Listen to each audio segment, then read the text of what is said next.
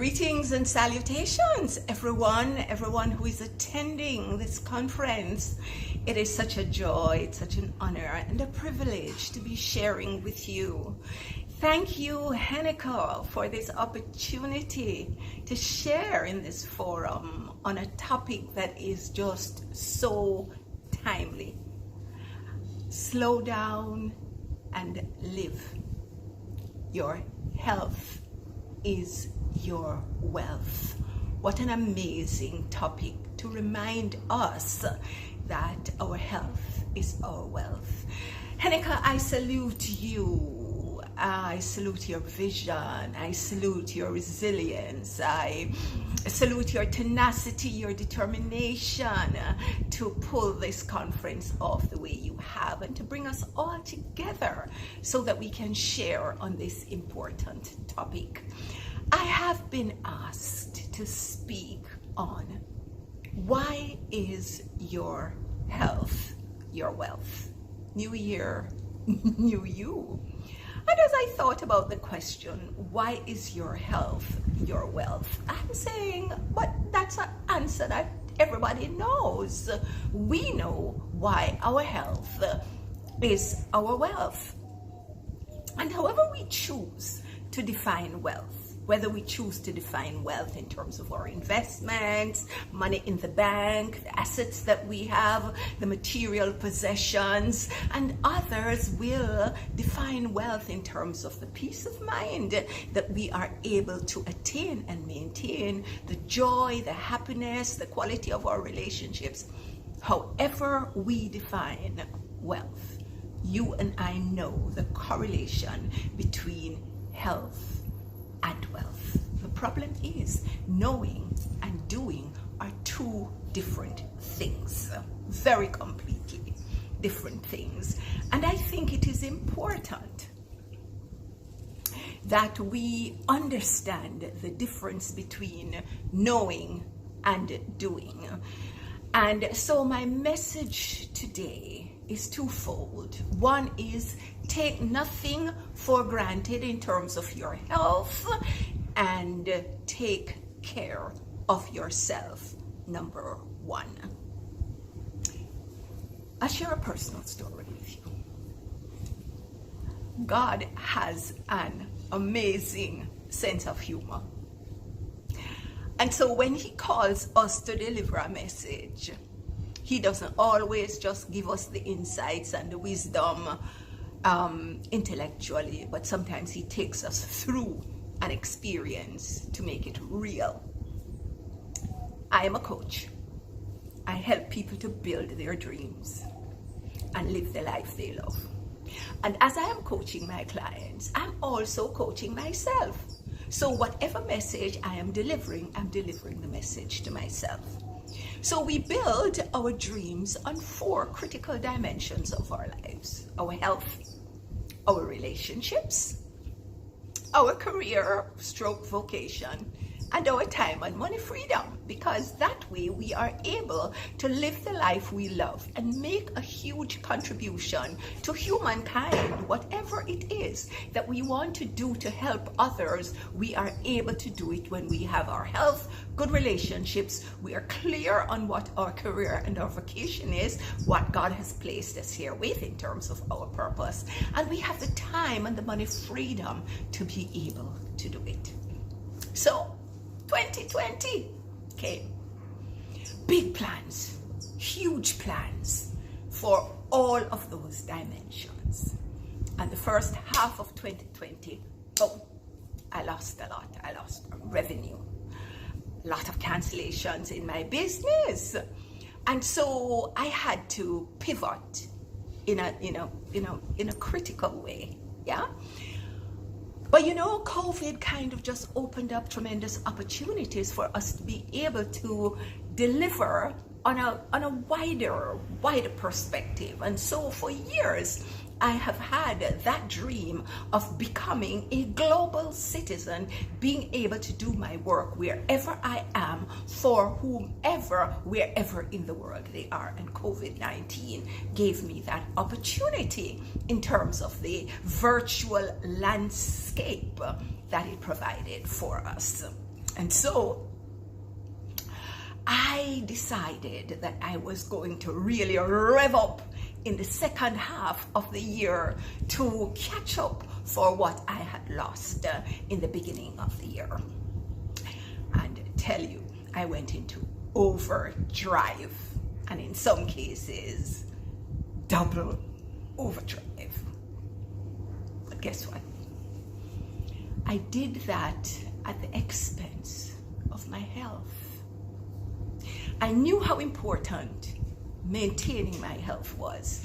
I knew how important it was to eat properly. I knew how important it was to drink water, and a lot of water. I know how important it was to take my blood sugar medication. I knew how important it was to exercise. I knew all of that. But guess what happened? I had a life that required me to take care of a number of persons. My sister, my eldest sister, who's been living with me for over 12 years, got sick in January. And so I had 24-hour nursing care for her. 3 nurses on shifts every single week. And anybody who has had to deal with that knows the number of moving parts that must be managed in order for that to happen, and happen well, for all her needs to be taken care of. Because I made a decision that she was going to be right here in the home with us, and I was not going to take her to a nursing home. Whatever it required for me to keep her here, comfortable in her space, I was prepared to do that. And God is amazing, you know. God provides all that we need to do everything He has called us to do. In addition to managing home and managing my relationships and managing my clients' projects and doing all of these webinars and Zoom meetings and so on, in all of that space, I forgot me. I forgot what I needed to do to maintain my health. So come November, I did a post that we need to finish the year strong. Whatever goals that we had set for ourselves, we needed to pull those goals back and recognize that if it's one day before the year ended, we can achieve a lot more than we ever imagined. And so I kicked into double overdrive this time. But guess what happened? I lost my sister on the 8th of September. And it's amazing how I was burning the candle at both ends, working and doing all the things that I needed to do to generate enough revenue to make up for what I lost in the beginning of the year. And so I was running all day webinars, and then after the webinars, meetings upon meetings upon meetings, way into the night. I finished a webinar and went straight from the webinar at about 4 o'clock onto a Scrum meeting, a daily stand-up meeting. And while I was on the meeting, I saw the nurse come downstairs, and when I saw the look on her face, I knew what had happened. So I said, she's passed. And I ran upstairs and I kicked into double overdrive, because you know, when a patient dies at home, you have to call the police, you have to call the doctor, the funeral home, all of those things. And I went into overdrive. Until today, I have not cried. And I wonder if something is wrong with me, because I keep saying she's lived such a full life, a rich legacy she has left of admiration, love, respect, impact, and significance. How can you cry when someone like that has lived such a life and has left such a legacy? And I remember what John Maxwell said when his father passed on the 4th of July.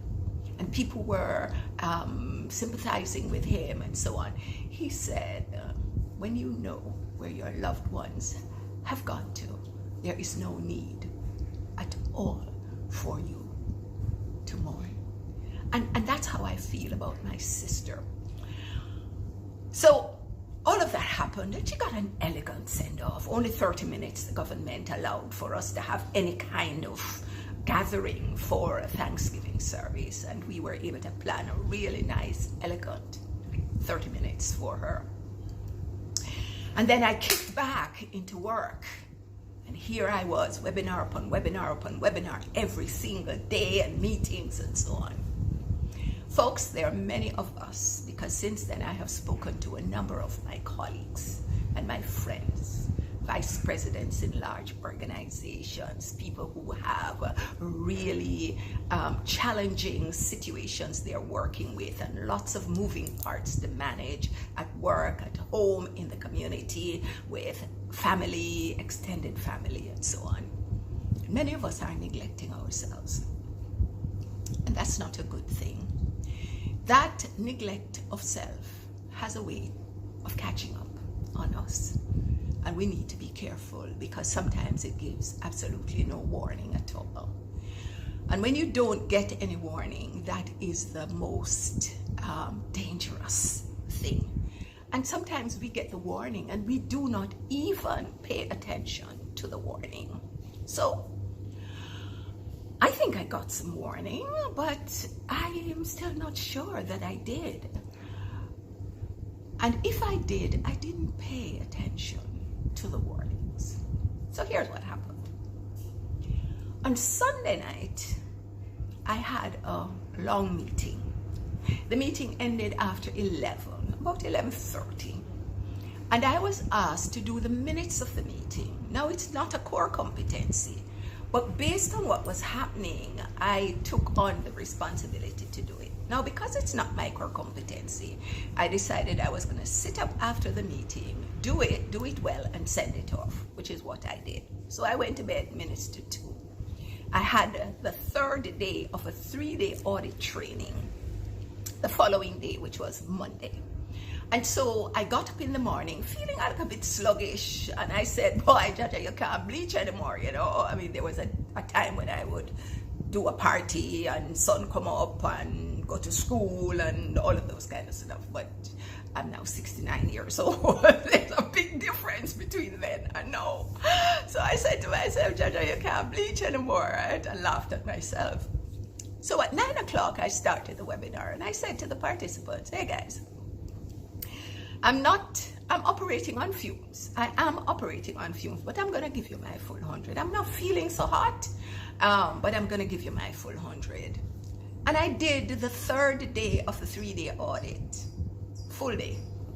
But at lunchtime, I said, you know, let me call the doctor because I'm not feeling so good.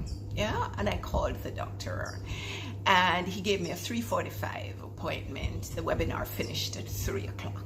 And I went to the doctor. He gave me some blood work to do, said I should do it fasting blood work, so that's following morning. So the following morning, I woke up to go to the lab. Could not find the energy to go to the lab, not even with my son helping me. So I asked Carol to send the lab what's it called? Phlebotomist, the person who collects the blood, that one, yeah? And he came. And when the doctor got the results, he said he needed to see me. So I said, can't we speak about it on the phone? He said, no, Nsombi, because I might have to admit you. So I said, should I come with a bag? He said, yes. So I went to the doctor with a bag and ended up being admitted at the hospital. Dehydration, exhaustion, blood sugar way out of control. I was I went into the hospital. I walked into the hospital with the help of my son, walked to my room with the help of my son, and in 2 days, I could do nothing. I was in and out of consciousness. It was frightening for my children. It was frightening for the doctors. It was frightening for the nurses. And what made it so frightening is that I don't get sick. The last time I was in the hospital was 37 years ago when I had my last child. Folks, take care of yourself. I was not drinking enough water. I sat down every single day doing these webinars. I was not exercising. I was not taking my medication. I was not eating well. I was not doing any of those things that I knew I need to be doing in order to preserve my health. We think we can do everything because the mind tells us that. But sometimes the body does not cooperate with the mind. Ladies and gentlemen, my friends, my colleagues, my sisters, my brothers, take time out for you. Your health is your wealth. And this is not an academic stuff. This is not something you tell yourself. This is something you do. And it must be done consistently. John Maxwell says consistency compounds. You can't stop exercising and the body continues to function well. You can't stop drinking water, enough water, and the body continues to function well. You cannot not take your medication on time, those of us who are on medication, and the body functions well. You cannot not eat properly and the body functions well. There are reasons why we have these regimes that we need to follow in order to preserve our health. And we know it. That's a sad thing about it. We know it. All of us know what it is that we are supposed to do. Knowing and doing are two different things. And this thing about tomorrow, it's okay. I'll do it tomorrow. So if I don't exercise today, I will exercise tomorrow. If I don't drink enough water today, then I will do that tomorrow. Never put off for tomorrow what it is that we can do today. It's very, very, very important. You see this thing about health being wealth? We have so many persons that we are responsible for, to take care of, to provide for, to encourage, to educate, to do all the things that God has called us to do. Well, let me tell you something. If you're not whole, you can't do all of that. If you are not well, it is difficult for you to do that. If you are not whole, it is going to come through as being very, very fake when we are trying to inspire others and telling others what it is that they need to do to be whole. Health, relationships, career stroke vocation, time and money freedom, all of those things hinge on health.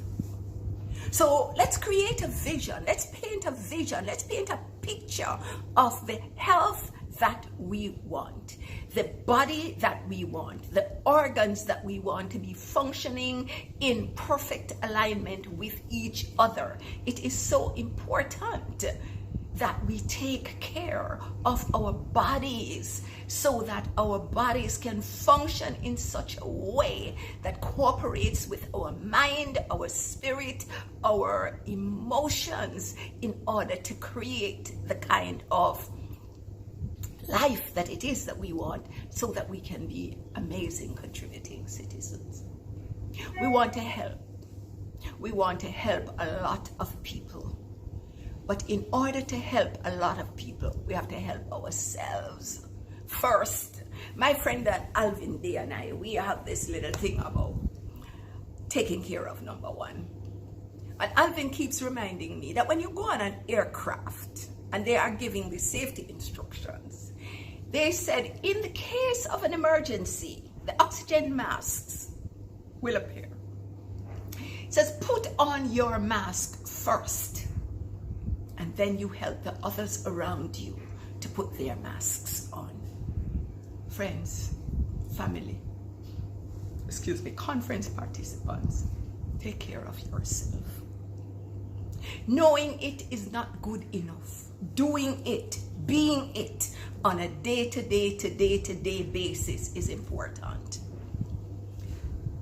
Mind health, spiritual health, emotional health, physical health are critical to our well-being, and we cannot do one and not do the others.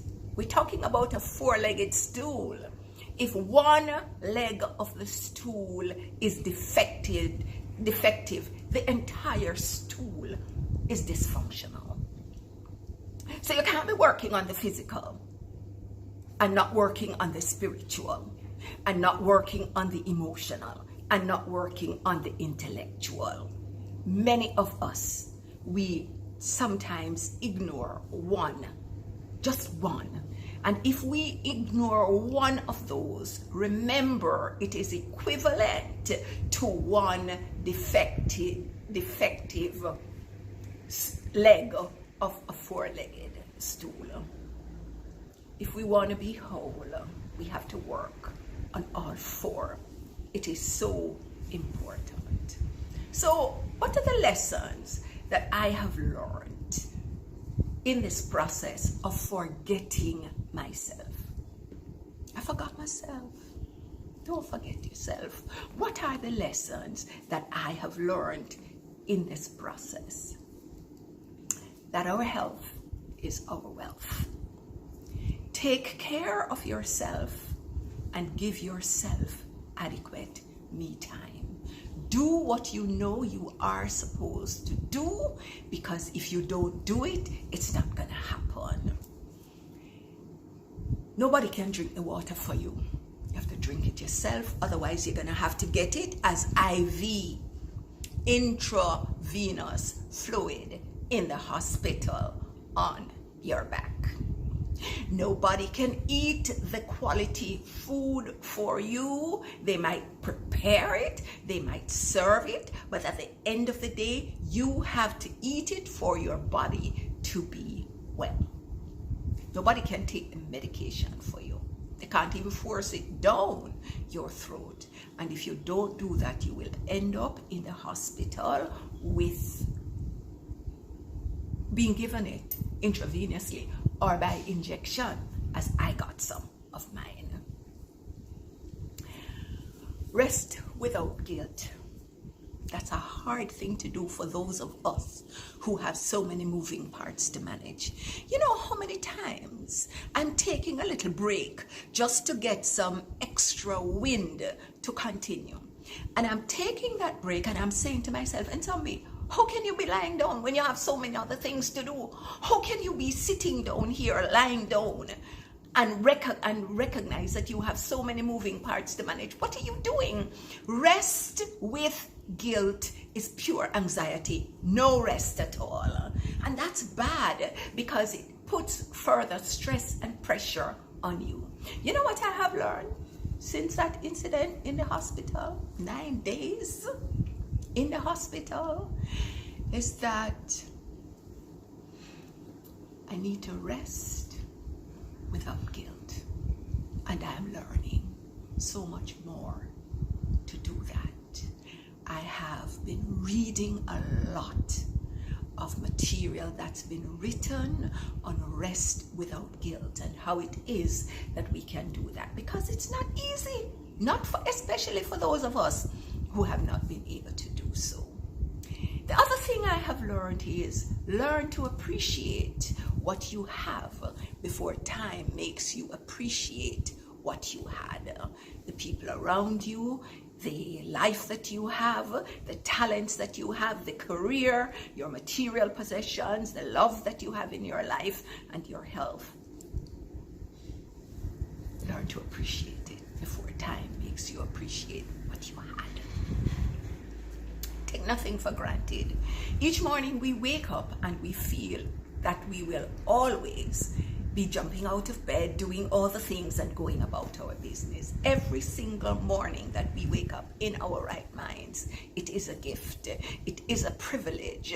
It is another opportunity for us to give thanks and show appreciation to God for waking. You know, Mama used to, every morning when Mama woke up, Mama died at 101 and 5 months in 2016. And Mama used to wake up every morning and her prayer was, thank you, Lord, for waking me up in my right mind. And when she kept praying that, I'm saying, oh, it is so important that we pray and give thanks that we have woken up in our right mind. So take nothing for granted. Take every minute that we are alive. We should be giving thanks for that. Your health is your wealth. Now, 2021 presents us with a tremendous opportunity for renewal and transformation as we take care of our health. No one can do it for us, remember. And I'd like to close by sharing with you the first aid for the soul.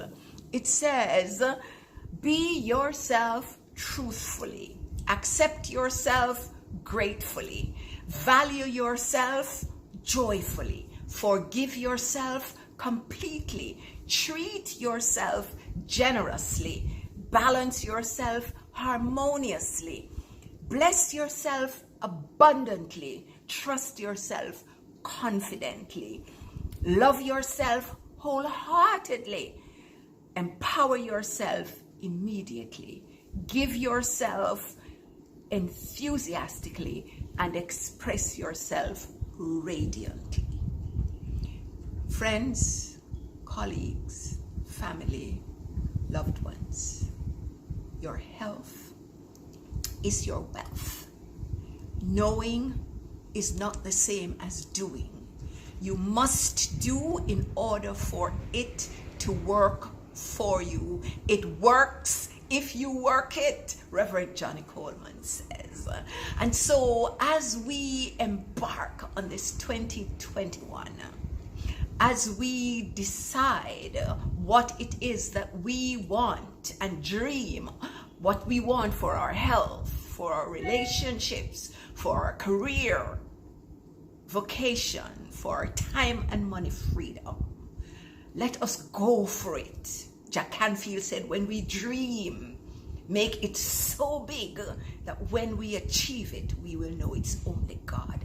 But the only way we will be able to achieve it and help others and bring others along with us so that they can soar like the eagle they are designed to be is that we have to be whole. We have to take care of ourselves, our bodies, our minds, our spirits. It is so important. So let us work at building our physical health, our emotional health, our intellectual health, our spiritual health for 2021. So whatever the year brings, we are whole and we are able to embrace it and deal with it and work with it and triumph and go through 2021 strong. Yes, so that we can achieve. This is a brand new year. This is a brand new us. Let us make the very best of what it is that God has provided for us. And I wish you blessings in overflow. I wish you health, wealth, success, prosperity, happiness. But most of all, I wish you inner peace in abundance. And friends, rest without guilt, and let the rest be sweet. Take time out for yourselves. I have planned to go to different places that I hadn't been before, things on my bucket list, and I am going to take time out for me, give myself some me time so that I can be whole, so that I'm able to help others on their journey to soaring like the eagles that God has designed us to be. Blessings in overflow, and I wish you all the very best for 2021 and beyond. Love you dearly.